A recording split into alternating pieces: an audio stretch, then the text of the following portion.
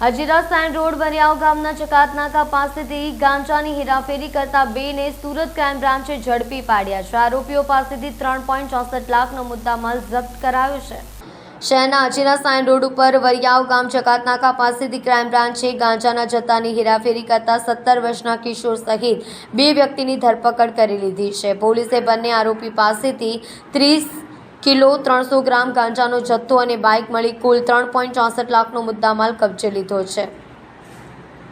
Crime branch પોલીસે watch ગોઠવી GJ5PX 1757 નંબરની બાઇકને અટકાવી પૂછપરછ કરતા પોતાનું નામ શાંતનુ નરેન્દ્ર જૈના હોવાનું જણાવ્યું હતું। તેની સાથે 17 વર્ષનો કિશોર પણ હતો અને રૂપિયા 3.3 લાખનો 30 કિલો 300 ગ્રામ ગાંજાનો જથ્થો મળી આવ્યો હતો।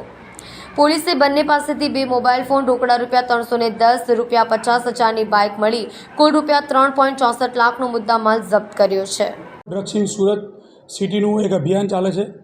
એ અભિયાન અંતર્ગત ગત તારીખ 5/4/24ના રોજ સાયણ રોડ પરથી કોઈ 2 ઈસમો એક્સેસ ઉપર ગાંજો લઈને આવે છે એવી ખાનગી બાતમીના આધારે 2 ઈસમોને ક્રાઇમ બ્રાન્ચની ટીમે ઝડપી પાડેલ છે। જેમાં એક્સેસ ચેક કરતાં 30 કિલો ગાંજો જેની કિંમત 3,03,000 તથા એક્સેસ કુલ મળીને 3,64,000 રૂપિયાનો મુદ્દામાલ કબજે કરેલ છે। જેમાં એક આરોપી જ્યુએનઆઈલ છે, બીજો આરોપી છે શાંતનુ નરેન્દ્ર જૈના, એ કડોદરા રોડ જોડવા પાટિયાનો રહેવાસી છે, મૂળ રહે ઓડિશા જિલ્લાનો રહેવાસી છે। આ આરોપી છેલ્લા 4-1 મહિનાથી આ ધંધામાં એને ઝંપલાવ્યું છે અને સંચામાં કાપડના સંચામાં બોબિંગનું કામ કરે છે। આ ગુનો દાખલ કરી અને આગળની તપાસ અત્યારે ક્રાઇમ બ્રાન્ચ કરી રહી છે। ગાંજો જેની પાસેથી લાવે તેની અત્યારે તપાસ ચાલુ છે અને એ ક્રાઇમ બ્રાન્ચ કરી રહી છે।